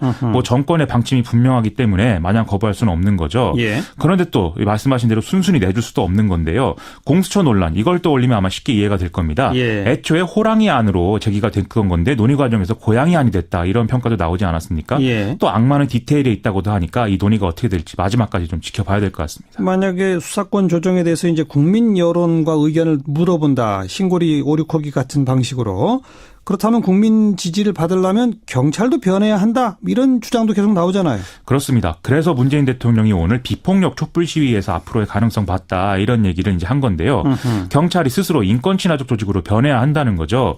이게 최근에 백남기 씨 사망 사건에 대한 경찰의 사과 등등이 있었는데 아마 이런 요구에 대한 반영으로도 해석을 할 수 있을 것 같습니다. 예. 이런 게 의지의 문제라면 제도의 문제 같이 봐야겠는데 지금 얘기가 나오는 게 이제 자치경찰제 전환. 이게 이제 대표적인 상황이죠. 지방자치단체가 경찰권을 갖는 게 자치경찰제죠? 그렇습니다. 미국, 영국, 프랑스, 일본 이 나라들의 이제 제도를 떠올리면 되는데요. 중앙정부에서 지자체로 경찰권이 넘어가기 때문에 수사권 조정으로 비대해진 경찰 권력을 줄일 수 있다라는 점에서 경찰개혁위의 권고로 수사권 조정과 함께 논의가 되도록 지금 되어 있습니다. 네. 그래서 경찰은 자치경찰 분과를 만들어서 지금 논의 중인데 아직 구체적인 방안이 나온 상황은 아니고요. 경찰 조직이 자치경찰제 전환을 어떻게 하느냐에 따라서 검찰 조직의 변화 또한 부과될 수밖에 없기 때문에 이 과정의 수사권 조정이 어떻게 될 거냐 이게 좀 복잡한 문제가 될 수 있는 상황입니다. 네. 그리고 또 경찰 내에 직장협의회 설립이 추진된다? 이건 어떤 내용입니까? 이게 이제 문재인 대통령 공약이기도 한 것인데 경찰개혁위원회가 어제 경찰의 직장협의회 설립을 권고를 했고요. 경찰은 이걸 수용하기로 했다. 이런 소식입니다. 네. 직장협의회는 단결권, 단체교섭권, 단체행동권 등의 노동 3권은 보장받지 못하는데 근무환경 개선이나 업무 능률 향상 이런 거는 이제 협의할 수 있게 돼 있기 때문에 아하. 보통은 노동조합의 전 단계다 이렇게들 많이 평가하거든요. 예. 경찰 노조에 대해서 이제 우리가 얘기를 하면은 파업으로 공권력이 마비되는 그런 상상부터 하게 되지만 이게 경찰이 좀 더 시민 친화적으로 변화하는 데 도움이 될 수도 있는 그런 얘기입니다. 네. 현재 경찰의 어떤 무리한 수사, 잘못된 관행 이런 것에는 인력 부족이나 과중한 업무 이게 원인이 되는 경우가 없지 않기 때문인데요. 예. 지금 문재인 정부가 추진하는 공공부문 일자리 확대와 함께 일선 현장의 문제를 해결할 수 있는 그런 사안인 만큼 좀 당근과 채찍이라는 점에서 같이 볼 필요가 있는 것 같습니다. 네. 다음 뉴스요. 왼쪽 높게 떠갑니다. 계속 갑니다. 탐장 쪽 탐장 넘습니다. 최주환의 그랜드슬램. 프로야구 플레이오프 2차전에서 두산이 NC를 꺾고 승부를 원점으로 돌렸습니다. 맞는 순간 남은 느낌이 홈런을 직감할 수 있습니다. 포스트 시즌 한 경기 최다 홈런 지금 기록이 포스트 시즌 플레이오프 진행 중이잖아요. 그 소식이죠? 그렇습니다. 지금 가을 야구 한창인데 홈런이 마구 터지고 있어서 이제 관심이 쏟아지고 있는데요. 예. 지난 18일에 두산 베어스와 NC 다이노스 포스트 시즌 플레이오프 2차전에서 두 팀이 홈런을 8개나 주고받는 화력 대결을 벌여서 화제입니다. 포스트 시즌에서 한 경기에 홈런 8개가 나온 것은 프로야구 사상 처음이라고 하는데요. 네. 전날 1차전에서 홈런 2개가 나왔었기 때문에 두 경기 동안 홈런이 10개나 나온 것이니까 예. 그야말로 이제 지인 기록이죠. 이 관중들 입장에선 시원한데 투수들은 괴롭겠네요. 저는 이제 야구를 잘 모르는데 전문가들 평가를 보면은 양 팀의 마운드 운영이 모두 무너졌다 이런 얘기가 나오거든요. 당연히 홈런 많이 맞았으니까는 좋은 평가가 나올 수는 없을 텐데 또 양측 모두 투수들의 구위가 정규 리그에 비해서 현저하게 떨어졌다 이런 얘기가 나오고 있습니다. 그래요? 그래서 오늘 3차전이 진행이 되는데 투수들이 실전 감각을 찾을 수 있을지 이게 관심사였거든요. 지금 그런지 뭐 경기 상황을 같이 지켜봐야 되겠네요. 지금 3차전 2회 말인데 벌써 5대 2랍니다. 그렇죠. 그럼 역시 지금 투수들이 계속 두들겨 맞고 있다는 거 아닙니까? 그렇죠. 이 홈런이라는 게 구장이 어떻게 생겼느냐 이것도 영향을 받기 때문에 아마 여러모로 같이 봐야겠는데요.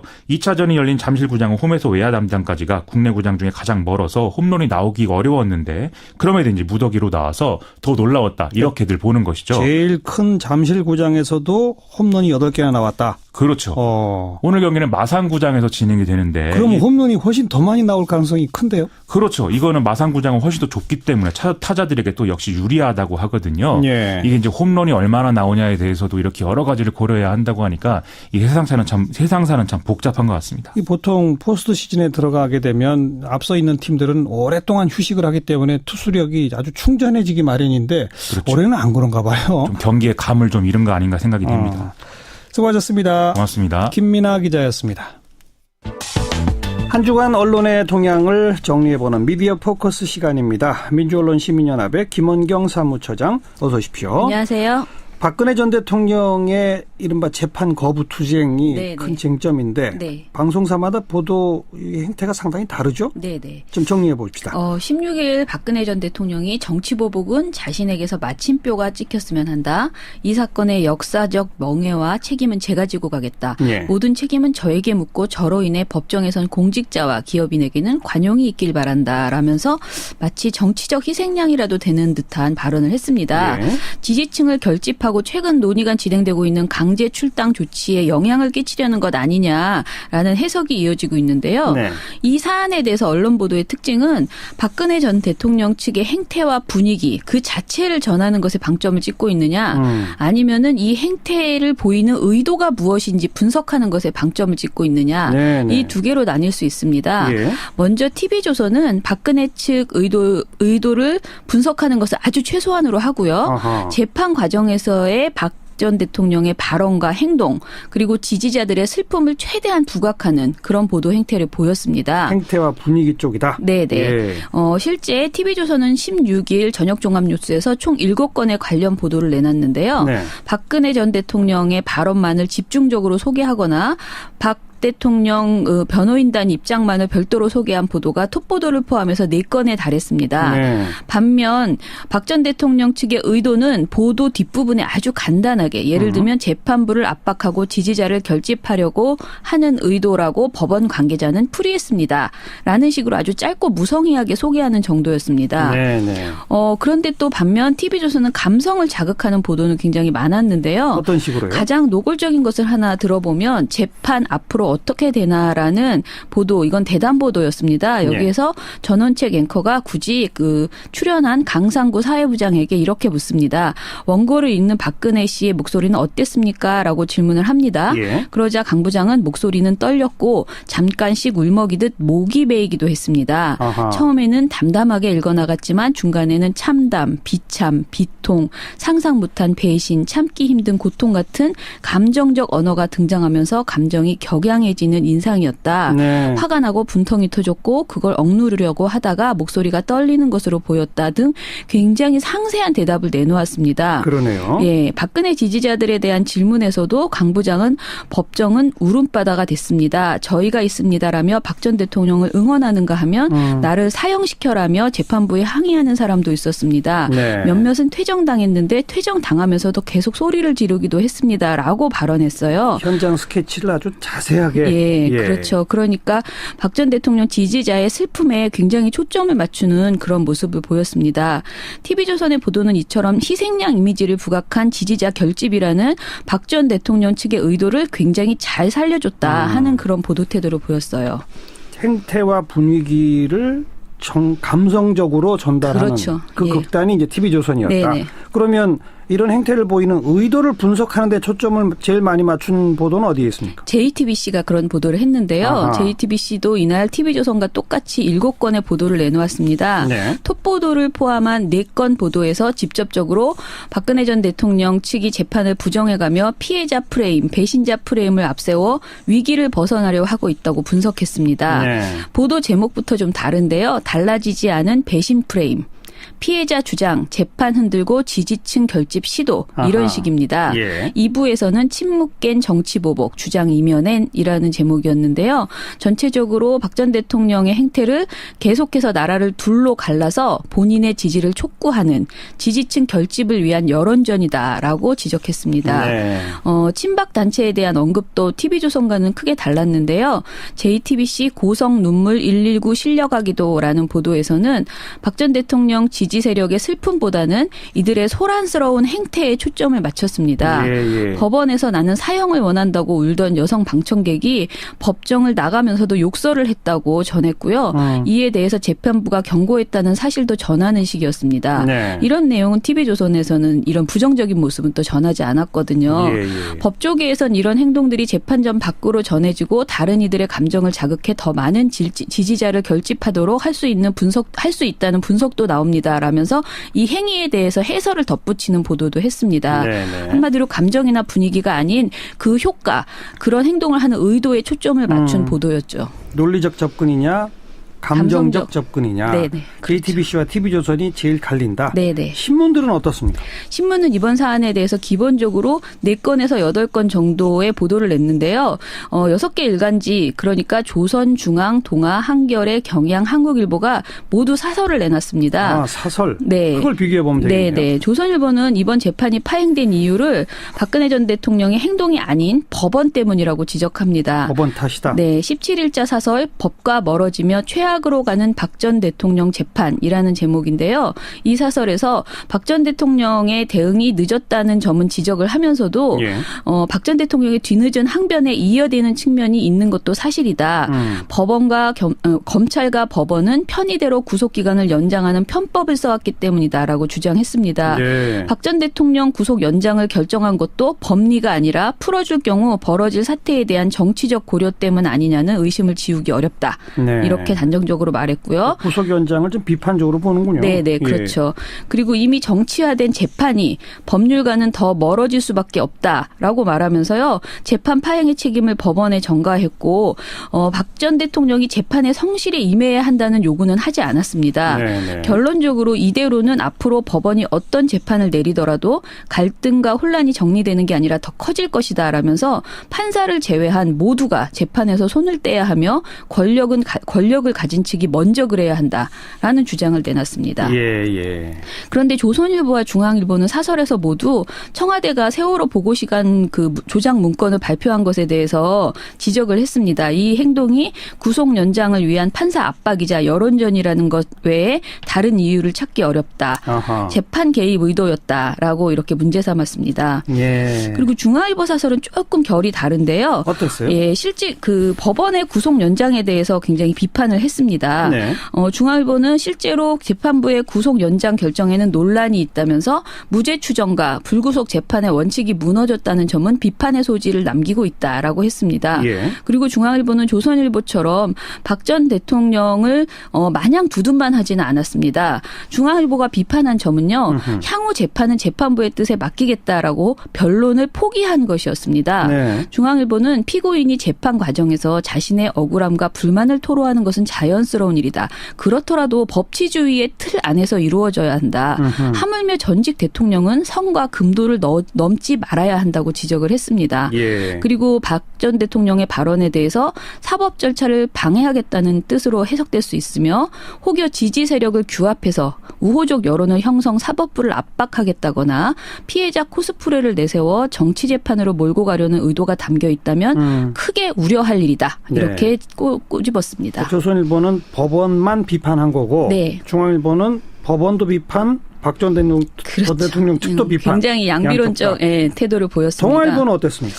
동아일보는 평소 늘 거의 조선일보와 비슷한 논조를 보였는데요. 예. 이번에는 좀 달랐습니다. 아하. 특이하게도 박 전 대통령의 행태를 강하게 비판했습니다. 그랬어요? 네, 제목이 박 전 대통령의 정치 보복, 재판 불신 주장을 보며라는 사설이었는데요. 예. 박 전 대통령의 어제 발언은 재판 지연을 위한 시간 끌기용 꼼수로 비칠 수밖에 없다. 당장 변호인단이 일괄 사임의 재판은 차질이 재판이 불가피하다라고 하면서요. 재판 지연 의도가 아니라면 박 전 대통령은 자신의 변호인단부터 정상화시켜야 한다. 이렇게 네. 주장했습니다. 조선중앙통화가 다 조금씩 다르네요. 네, 달랐습니다. 예. 한국일보는 동아일보와 거의 비슷한 내용이었어요. 박 전 대통령 정치보복 주장 앞서 성실히 재판 임해야라고 해서 박 전 대통령이 재판에 성실하게 임해야 된다라는 점을 강조를 했습니다. 네. 동아일보와 한국일보가 이렇게 온건하게 비판을 하는 수준이었다면요. 경향신문과 한겨레는 박 전 대통령의 의도를 강하게 질타하는 사설을 내놨습니다. 예. 경향신문은 사법 절차가 정치보복이라는 박근혜의 불순한 의도라는 17일자 사설에서요. 재판부의 구속기간 연장 결정에 반발해 헌정유린과 국정논당, 부정부패 재판을 싸잡아 정치보복으로 규정한 것이다. 파직당하고 감옥에 들어가서도 끝까지 버티겠다는 오만방자한 태도에 소름이 끼칠 지경이다. 이렇게 예. 강하게 힐난했습니다. 예. 한겨레도 국민과 법치주의 모독한 박근혜 씨의 정치보복론이라는 사설에서요. 사실상 사법 방해에 가깝다. 시정잡배라면 몰라도 전직 대통령이 이렇게까지 해도 되는가라는 생각을 지울 수 없다. 네. 절 믿고 지지해 주시는 분들을 거론한 것은 정치적 의도가 불순하기 짝이 없다. 동정론을 유발하고 지지층을 자극해 장애 투쟁을 유도하려는 것이다. 라고 비판했습니다. 네. 흔히 보수 언론이라고 불리어지는 조중동이 이 박 전 대통령의 재판 거부 투쟁에 대해서 뚜렷한 입장 차이를 보였다. 네네. 이게 상당히 좀 유의미해 보이는군요. 예, 그렇죠. 자, 또 한 가지 네. 고용노동부가 이 노동 관련된 국가인권위원회 권고 수용하기로 했다. 네. 그러니까 특수고용직 학습지 교사나 네, 골프장 맞습니다. 캐디 이런 분들도 네. 노동상권 보장하라 이거잖아요. 네네. 이것도 지금 보도 태도가 확연히 다르다면서요? 예. 일단 내용은 국가인권위원회가 고용노동부에 권고한 것이요. 특수 형태 근로종사자가 노조를 결성해서 단체 행동과 단체 교섭에 나설 수 있도록 노동 상권을 보장하는 법률안을 마련하라는 것이었습니다. 그렇죠. 말씀하신 것처럼 택배기사, 학습지 교사 등과 같이 사용자와 근로계약 대신에 위탁, 도급 등의 계약을 맺고 일하는 종사자들이 그동안 노동자가 아닌 자영업자로 분류되면서 노동권 사각지대에서 부당한 대우를 받았던 현실에 대해서 개선책을 마련하라라고 권고한 것이죠. 예. 노동부의 인권위 권고 수용 결정이요. 실제로 특수고용직의 노동자성을 인정하고 그들에 대한 실질적 개선이 이루어질지는 사실 알 수 없다고 지금 평가하고 있습니다. 법이 만들어져야 되니까. 예, 그야말로 아직은 선언적 수용의 수용이라고 이제 할 수 있고요. 예. 그렇지만 최소한 특수고용 노동자의 권리가 법 제도적으로 보장받을 기회가 주어졌다는 측면에서는 굉장히 큰 발전이다. 주목할 만한 결정이다라고 보입니다. 예. 그런데 이런 것을 바라보는 방송사의 생각은 좀 달랐던 것 같습니다. 17일과 18일 양일을 통틀어서 관련 보도가 딱 3건이었는데요. MBN이 단신 한 건을 보도했고요. 네. MBC와 JTBC가 한 건씩 보도한 것이 전부였습니다. 나머지는 아예 보도가 없어요? 예, 보도를 전혀 안 했어요. 예. 이는 한마디로 우리 언론이 노동 관련 이슈에 얼마나 무관심한지 단적으로 보여주는 수치라고 해도 과언이 아닐 것입니다. 그러네요. 게다가 이 중에서 MBC와 JTBC 보도가 너무 달라요. 그래서 오늘 들려드리고 싶어서 가지고 왔습니다. 하나하나 좀 정리해 주세요. 네. 먼저 그 JTBC는 17일 특수고용직 노조 설립 파란불이라는 보도를 냈는데요. 보도에서 특수고용직이 겪고 있는 현재의 그 부당한 상황을 굉장히 집중적으로 전했습니다. 예. 총 1분 57초짜리 보도에서 택배기사의 근무 현장을 보여주고 그의 고충을 직접 전하는데 1분 정도를 할애했습니다. 예. 택배기사의 애한을 담고 인터뷰도요. 부당한 처사를 받아도 얘기를 못해요. 계약관계이기 때문에 물건이 분실돼도 파손돼도 우리 책임이에요. 서비스 지표 개선해라. 이런 건 회사가 요구하는 대로 다 해야 합니다라는 네. 택배기사의 현실적인 그 애환을 담았습니다. 예. 그리고 대리운전 노조의 정책실장이 당장 할 수 있는 것을 우선 시행하고 현장에서 힘들어하는 특수고용 노동자들 감안해서 빠른 조치들이 이뤄지기 바랍니다라는 그 목소리도 전했습니다. 저는 대리운전을 하시는 분도 여기 해당되는 줄은 몰랐는데 이 보도를 통해서 이제 알 수 있죠. 그렇죠. 한마디로 JTBC는 특수고용 노동자들의 입장을 충실히 담은 보도를 내놨습니다. 그래서 이제 파란불이다. 네네. 네. 그런데 MBC는요, 18일 특수고용직 노조 추진, 기대, 긴장, 교차라는 보도를 내놨는데 네. 이 보도는 1분 54초짜리 보도에서 이번 결정을 반기는 노동계 입장은 단 하나, 강훈중 한국노총 대변인의 발언뿐이었습니다. 그리고 이 발언도 한국노총 대변인이기 때문에 특수고용 노동자의 애환을 정확하게 담은 것이 아니고 그냥 노동상권을 보장해 주는 것은 당연한 일이다라는 주장이었습니다. 예. 시간으로 보면 실제 노동자의 목소리는 10초. 아까 제가 말씀드린 그 내용이 전부였고요. 한국노총 대변인. 네네. 예. 그리고 이 내용 이외에 다른 것들은 전부 다 사실은 사측의 입장을 거의 많이 담았습니다. 아니 제목은 기대, 긴장, 교차 그래서 양쪽을 딱 절반쯤 다룰 줄 알았더니 그러니까요. 기대는 네. 조금이고 네, 긴장이 많다. 경영계의 입장을 거의 다루었다고 이렇게 볼 수 있습니다. 예. 예를 들어볼게요. 기자는 특수고용직의 노동 상권이 보장되면 노조 설립은 물론 파업 같은 집단 행동이 가능해지고 회사는 4대 보험을 지원해야 합니다라고 말합니다. 예. 한마디로 그 노동 상권에 대해서 부정적인 뉘앙스를 강조하는 멘트를 했고요. 네. 그리고 특수고용직 노동자들 가운데에서 세금 증가 등을 우려해 반발할 수도 있다는 분석도 있습니다. 라면서 종사자들이 반기지만은 않을 것이다라는 정보를 제공합니다. 네. 그리고 업계는 인건비 증가와 단체 행동에 대응해야 한다는 부담 등으로 비상이 걸렸습니다. 오히려 일자리 축소로 이어질 수 있다는 우려도 나옵니다. 네. 라고 소개했습니다. 예. 그리고 마지막에 그동안 노조 설립을 수차례 시도해온 화물연대가 합법 노조로 인정받을 경우 물류산업 전반에 큰 영향을 미칠 거란 전망도 나오고 있습니다. 네. 라는 멘트로 마무리가 됩니다. 예. 전체적으로 특수고용직 노동 상권을 보장할 경우에 이들이 얻게 될 긍정적인 효과나 그간의 고충은 정말 다루지 않았고요. 대체로 업계의 부담, 변화, 혼란 이런 부정적 효과만을 강조한 보도였습니다. JTBC는 노측, 네. MBC는 사측. 그렇죠. 이렇게 보면 되겠네요. 네네.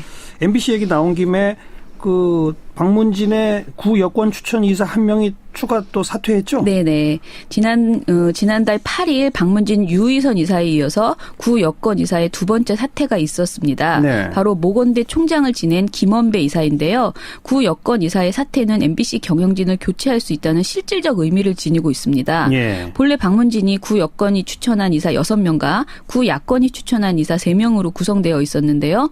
이 중 2명이 사퇴해서 새롭게 선임을 하게 되면 예. 산술적으로 MBC 김장겸 사장 해임권도 상정해서 의결이 가능해진다는 소리입니다. 이제 5대 4로 현 여권 쪽이 많아지니까. 그렇죠. 예.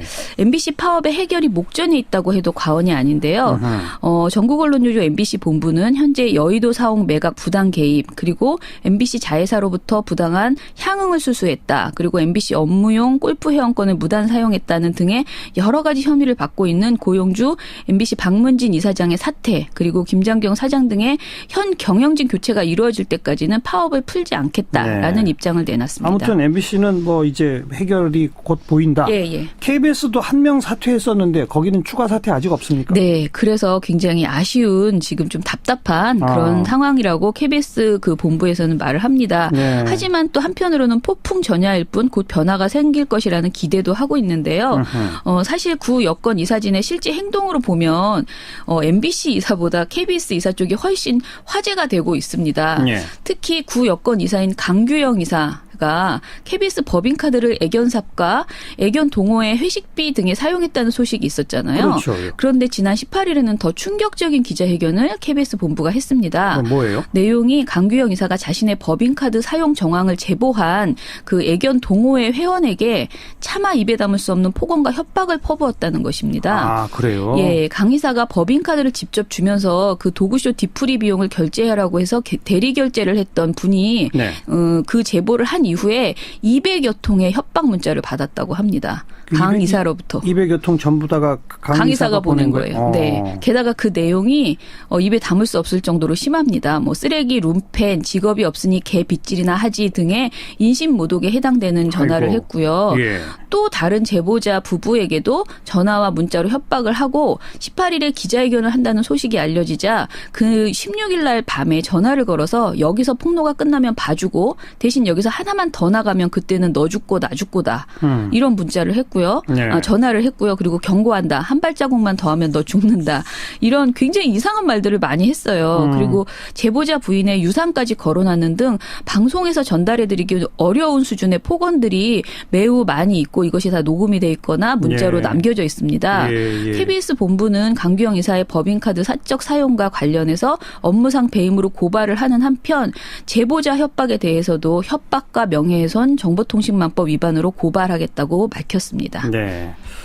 KBS는 폭풍전야, MBC는 해결기미. 네네. 네. 여기까지 수고하셨습니다. 감사합니다. 미디어 포커스였습니다. 한민저언론 시민연합 김원경 사무처장이었어요. 시사자켓 이번 한 주 순서 모두 마무리 짓겠습니다. 완연한 가을날인데요. 좋은 주말 보내시고 다음 주 월요일 저녁 다시 뵙죠. 안녕히 계십시오. 정도로는 설득을 못한 것 같네요. 예, 좀 아쉬우시겠어요? 아무래도 이런 결론? 네, 뭐 결론이 아쉽긴 하지만요. 저는 제가 사실 오늘 뭐 신문에 칼럼도 썼지만 그럼에도 불구하고 저는 이런 결론은 저희가 겸허하게 받아들여야 되고요. 예.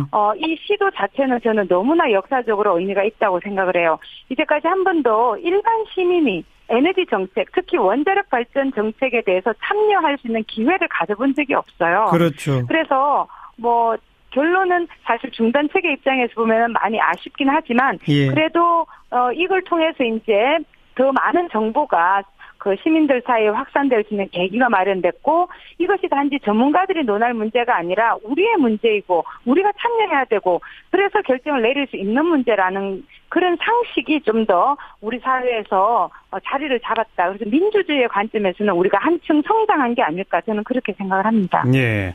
그리고 오늘 발표 내용을 보면 하나 눈에 띄는 게 수기가 진행되고 조사 회차가 거듭될수록 젊은 층 20대 30대에서 건설 재개 쪽으로 이렇게 돌아서는 비율이 더 높았다. 다른 세대보다. 이건 어떻게 생각하세요? 사실 저는요, 그걸 제가 들여다봤더니요, 20대 같은 경우는 다른 어떤 연령대에 비해서 처음에 출발할 때 애초에 판단을 유보한 비중이 너무 높아요. 과반수 이상입니다. 53.3%나 판단을 유보했어요. 잘 모르겠다가? 잘 모르겠다가 다른 연령대에 비해서 너무나 많았던 거죠. 오히려 50대, 60대 오면은 판단 유보의 비중이 다른 연령대보다 낮습니다.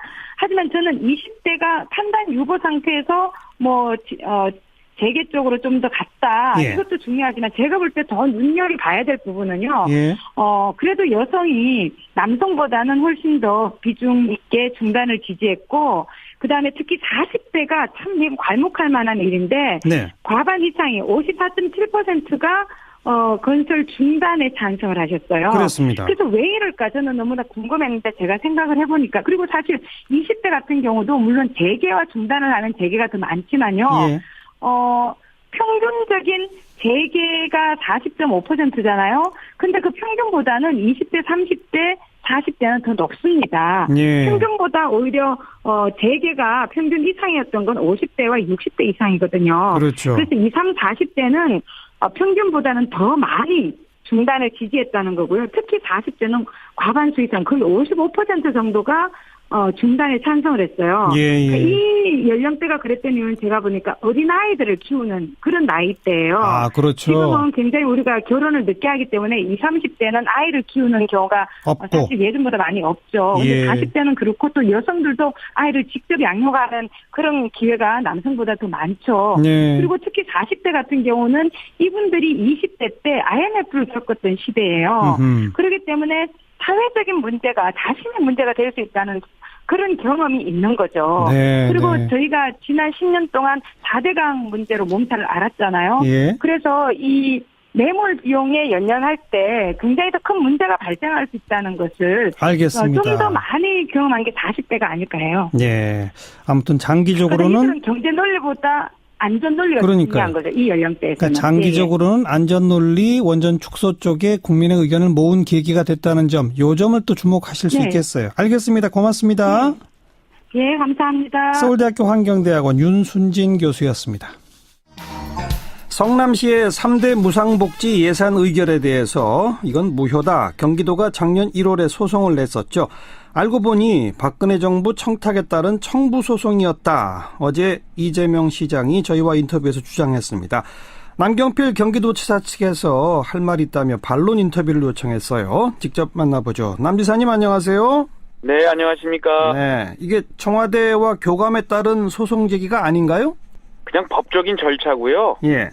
성남시가 이 법에 따른 절차를 밟지 않아서 그래서 제2 요구를 지시했는데 거부해서 예. 여러분 안녕하십니까? 정관용입니다. 오늘 신고리 5, 6호기 공사 재개 권고가 나왔습니다. 이 결정 어떻게 봐야 할지 이 공사 재개에 반대하는 입장이었던 서울대 환경대학원 윤순진 교수의 설명 들어보겠고요.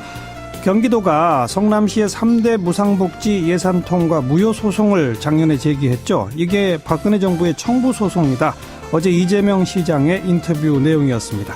남경필 지사 측에서 그렇지 않다. 반론 인터뷰를 요청해 왔네요. 잠시 후에 목소리 들어보겠습니다. 7시 5분 시작되는 2부 외신을 통해서 우리 모습을 돌아보는 밖에서 본 한국. 이번 주만 요일을 바꿔서 오늘 임상훈 국제문제평론가와 함께 전해드리겠고요. 한 주간 언론 미디어 동향 전해드리는 김원경의 미디어 포커스까지 준비하겠습니다. 잠깐 광고 듣고 시작할게요. 신고리 5, 6호기 결국 다시 공사가 시작될 것 같죠. 신고리 공론화위원회 오늘 오전 최종 결과 발표했는데 재개 59.5%, 중단 40.5%, 꽤 큰 차이로 공사 재개를 정부에 권고했습니다. 이번 공론화 과정에도 참여하셨던 서울대 환경대학원 윤순진 교수 연결해 봅니다. 윤 교수님 안녕하세요. 네, 안녕하세요. 네, 이렇게 재개 권고 결정의 날이라고 예상하셨나요? 아무래도 저는 아마 중단 결정이 내려질 가능성은 좀 낮다고 봤어요. 왜냐하면 이게 굉장히 우리 사회에서는 획기적인 변화잖아요. 예. 그렇기 때문에 우리가 중단 측에서 최선의 노력을 했지만 워낙 이제까지 기울어진 운동장이라고 표현될 수 있을 정도로 많은 시민들에게 원자력 업계나 학계 정보만 계속해서 지금 확산돼 있고 그런 데 노출되어 있었기 때문에 또 최근에는 보수지들에서 너무나 많은 사실은 정확하지 않은 잘못된 정보들도 굉장히 많이 쏟아냈거든요. 그러니까 그런 상황이 계속됐기 때문에 아마 쉽지 않을 거라고 생각을 했습니다. 네. 그 설득에 있어서 공사 재개를 주장하시는 분들이 사실은 공론화위원회에 참여한 시민참여단들을 더 효과적으로 설득했다라고 보여지는데 그 이유는 뭐라고 생각하세요? 글쎄요. 그분들은 아무래도 이해관계자들이죠. 굉장히 이 문제가 자신들의 사실은 원자력 업계나 학계에 생존이 걸린 문제이고요. 그래서 굉장히 단결이 잘 되고 아마 모여서 굉장히 많은 노력들을 했던 것 같아요. 그리고 사실 국민들 스스로도 좀 먼 미래보다는 특히 이제 신고리 5, 6호기가 대상이 되다 보니까요. 탈원전에 대해서는 사실 원전의 방향이 축소돼야 된다는 거는 과반수 이상이 지금 그렇게 말씀을 하신 거거든요. 그렇죠. 근데 이제 이쪽에서는 일단 지어진 거에 대해서 그리고 당장 이제 이해관계가 눈앞에 있고 그러니까 저쪽은 좀 더 일사불란하게 아마 좀 방어를 하지 않았나 싶고요. 이쪽 같은 경우는 사실 굉장히 어려웠어요. 왜냐하면 시민단체와 또 자발적인 전문가들이었거든요. 그러니까 굉장히 저쪽은 재원도 있고 인력도 있고 정보력도 막강한데 이쪽은 그렇지가 못했던 거죠. 그러니까 최선의 노력을 다했지만 사실 이 구조적인 한계가 저는 존재했다고 봅니다. 네. 그런데 시민참여단의 의견이 앞으로 원전을 줄여나가는 거는 동의한다. 그러니까 새로운 원전은 더 짓지는 말자. 하지만 이미 상당 부분 돈이 들어간 5, 6호기는 그냥 그것까지만 마지막으로 짓자. 이 정도면 또 상식적으로도 그럴 수 있는 주장 아닌가요? 예, 그렇게 볼 수도 있겠죠. 왜냐하면 이제 말씀하신 것처럼 상식의 차원에서 그렇게 보실 수도 있죠. 근데 이제 중단 측에서 왜 신고리 5, 6호기의 중단을 그렇게 중요하게 생각했냐면 이미 너무나 많이 알려져 있긴 하지만 신고리 5, 6호기가 입지하게 되면 그 지역은 10기가 들어가는 거예요. 예, 우리 예. 1호기는 연구 정지 상태이긴 하지만 여전히 사용 해결료는 그 안에 있거든요. 예. 그래서 10기가 한 지역에 입지하고 주변 인구가 382만 명으로 너무 많고 예. 주변에 핵심적인 경제 시설이 있고 이런 것 때문에 5, 6호기는 단순히 2기를 추가하는 문제가 아니라는 거죠. 예. 그 부분을 굉장히 강조했음에도 불구하고 저희가 원하는 이게 건넸으니까 가겠다. 이게 무슨 그렇게 하면 안 되죠. 예. 왜냐하면 이 정책이 내용적으로도 뭐냐면요. 네. 뭐 청년들을 위한 거는 뭐 있을 수 있어요. 근데 이게 경기도나 정부 입장에서 보면 이게 성남에서는 할 수 있는데 예를 들면 다른 북부 지역의 열악한 곳이나 이런 데서는 할 수 없는 정책이다. 네. 또 서울로 치면은 강남구에서는 할 수 있는데 강북 언도에서 못한다. 네, 예. 이런 정책이라고 생각을 하면 이 성남시장님 입장에서는 뭐 그 안에서 그러시니까 그렇지만 예.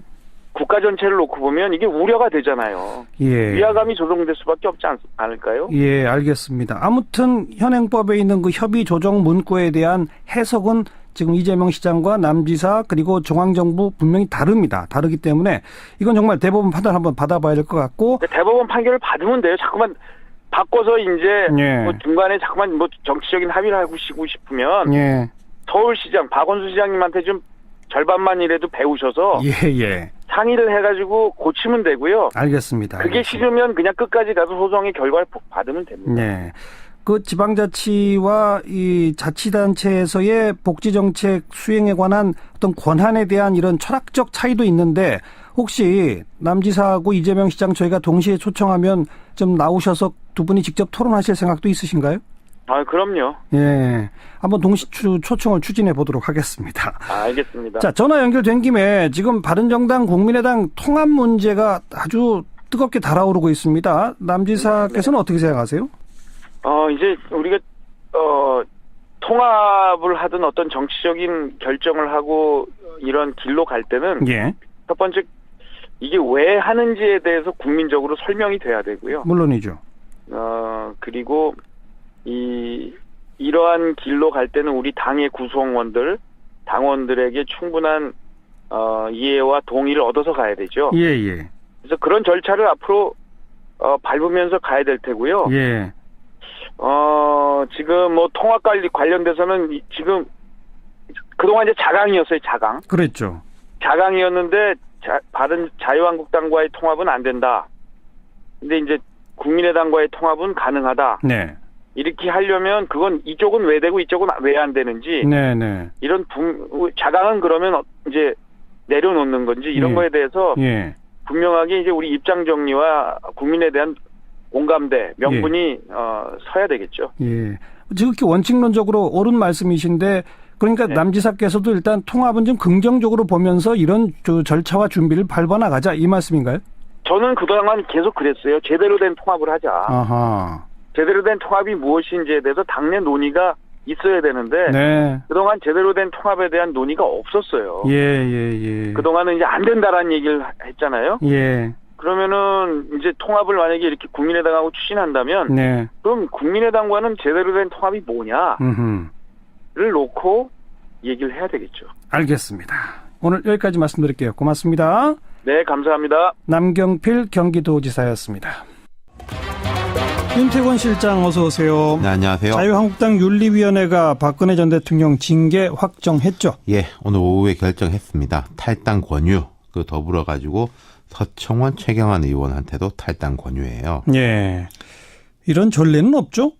그러니까요. 노태우 전 대통령 이래 우리 대통령들이 거의 탈당들을 많이 했어요. 그건 다 자진 탈당이죠. 예, 좀 뭐 내몰려서 나가건 선도적으로 하건 간에 분위기 안 좋아서 이제 나갔는데 정식 징계 절차를 밟아가지고 전직 대통령에 대해서 이런 식의 사실상 출당 조치를 내린 건 처음이죠. 예. 또 분위기 안 좋으면 먼저 나가고 막 이러지 않습니까? 예.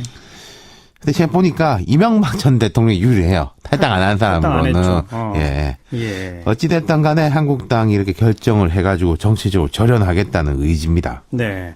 탈당 권유하면은 열흘 동안 자진 탈당 안 하면 바로 제명이라면서요. 맞습니다. 근데 자진 탈당은 안 할 가능성이 높다고 보죠? 매우 높습니다. 아무 무반응이잖아요, 현재. 그 박 전 대통령 측의 사람들은 뭐 당에 대한 애착이 강하고 스스로 나갈 생각이 없다 이런 식으로 이야기를 하고 있고, 그러니까요. 뭐 그분들이 얼마나 이 교류가 있는지 제가 잘 모르겠습니다만은 친박계에서 반발을 하잖아요. 예. 그런 것도 그 의중이 반영된 걸로 보는 게 맞겠죠. 예, 예. 박 전 대통령 같은 경우에는 이 가능성이 높아요. 최고위원회에서 의결을 하면 되는데 최고위원회는 지금 지도부지 않습니까? 그렇죠. 홍준표 대표하고 가까운 사람들 숫자가 더 높죠. 예. 최고위 의결만 하면 자동 제명. 네. 그런데 서청원, 최경환 두 의원도 똑같은 탈당 권유를 받았지만 이건 또 절차가 다르다면서요? 맞습니다. 현역 의원의 경우에는 이 탈당 권유에 대해 탈당 안 할 거 아니겠습니까? 오늘 최경환 의원의 입장 발표도 했는데, 그러면은 의원총회 추인 절차가 필요해요. 예. 재적 의원 3분의 2 이상의 찬성으로 확정이 되는데, 여긴 3분의 2나 됩니까? 네, 그럼 이제 3분의 1만 반대하면 안 된다는 뜻 아니겠어요? 그렇죠. 자유한국당 107명이니까 한 36명이 반대하면은 안 되는 거죠. 예.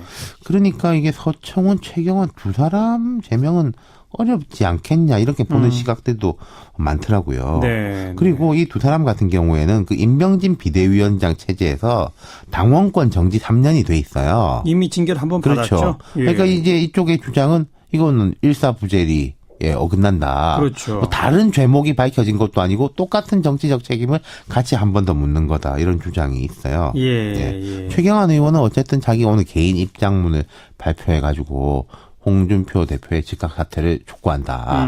뭐 투쟁하겠다. 탈당 안 한다. 예, 그런 네. 식으로 이야기를 하고 있습니다. 네. 박 전 대통령이 지금 변호인들 철수시키고 그런 상황인데.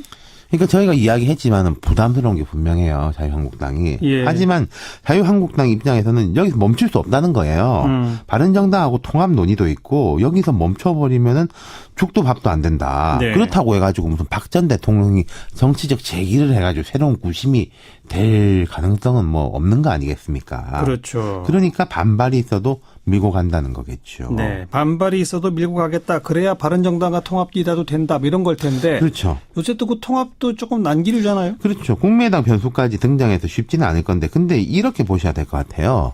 그러면은 박 전 대통령을 출당시킨다고 해가지고 바른정당 통합이 뭐 무조건 되라는 법은 없습니다. 네. 하지만 출당을 못 시킨다면은 바른정당과의 통합은 물론이고 자유한국당이 전반적으로 뭐가 됐든 앞으로 나가지를 못하고 계속 박 전 대통령하고 뭔가 한 묶음으로 될 거다. 그렇죠. 거기다 박 전 대통령 쪽은 뭐 투쟁하겠다 이러고 있지 않습니까? 예. 그렇기 때문에 지금 부담이 가더라도 잘라내야지 이게 또 통합이고 뭐고 다른 거를 할 수 있다. 홍준표 대표 판단은 뭐 분명히 그걸 겁니다. 네. 그렇죠. 어차피 넘어야 할 산인데. 그렇죠. 빨리 마무리 짓는 게 이거 좋다. 시간 보낸다고 해서 해결될 문제도 아니라는 거죠. 네. 예. 수고하셨습니다. 감사합니다. 윤태곤 실장이었습니다. 1부 마치고요. 잠깐 뉴스 들으시고 7시 5분 2부에 다시 옵니다.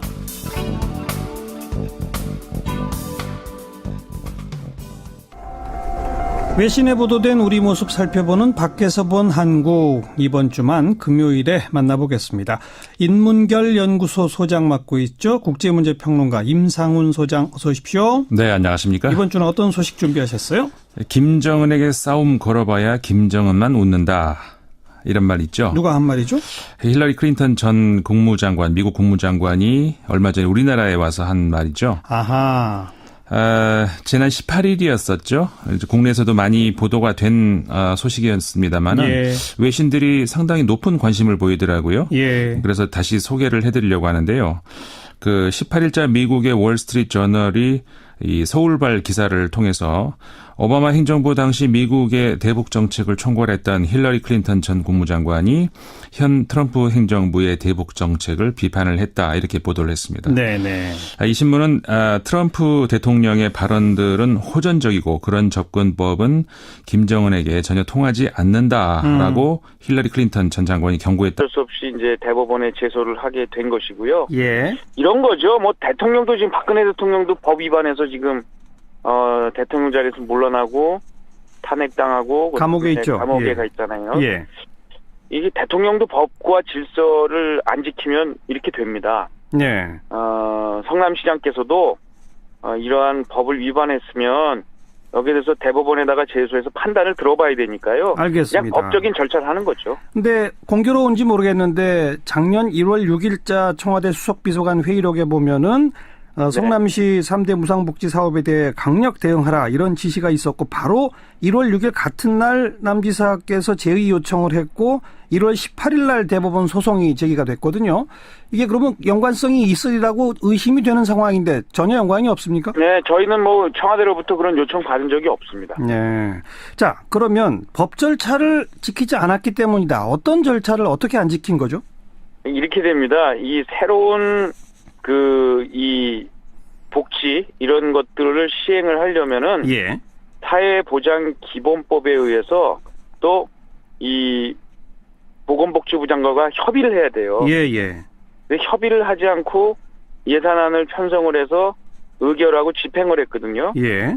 그러니까 이게 지방자치법, 그러니까 사회보장기본법을 위반했어요. 예. 그렇게 되면 지방자치법에 따라 저희는 성남시장에게 제의 요구를 이렇게 합니다. 예.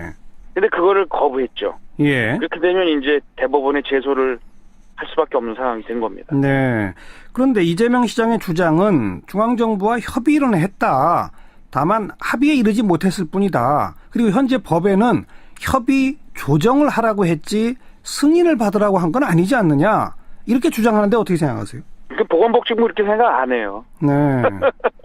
그리고 뭐 박근혜 정부에서 뭐 또 그런 것뿐 아니라 지금 정부도 예. 문재인 정부 하에서의 보건복지부도 전혀 입장의 변화가 없습니다. 근데 또 그 제목에 대해서 이재명 시장은 문재인 정부 하에 보건복지부는 들여다보니 이게 대법원에 이미 제소가 돼 있는 상태라서 어떻게 할 수 없어서 그냥 가만히 있는 거다 이렇게 주장하던데요. 그렇지 않고요. 서울시의 경우에 얼마 전에 제소를 취하했어요. 예. 서울시도 비슷한 상황이었는데 서울시장께서 박원순 시장께서 이게 문제가 있구나. 그래서 우리는 내용을 바꾸겠다. 예. 그래서 그냥 보편적 복지로 그냥 아무나 막 주는 게 아니라 이런 수입, 재산 또 소득의 등위에 따라서 하는 선택적 복지로 내용을 바꾸고 협의를 해서 예. 양쪽이 합의에 이르렀거든요. 예. 그러니까 특별한 거니까요. 예. 제가 이재명 시장님께 여러 차례 말씀드렸는데 자꾸만 막 무슨 청구 무슨 뭐 소송 이렇게 좀 제가 듣기에 좀 민망할 정도로 자극적인 말씀을 하시는데 예.